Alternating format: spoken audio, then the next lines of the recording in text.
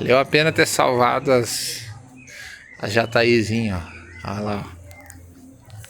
A Jataizinha que eu salvei. Botei o piso. Deixei os furinhos dela ali, ó.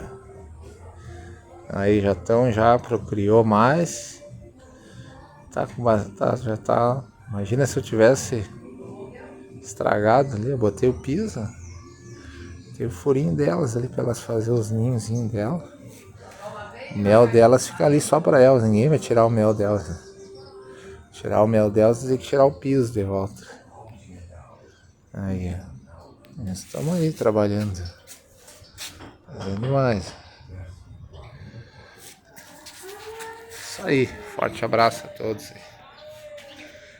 É urso. É urso.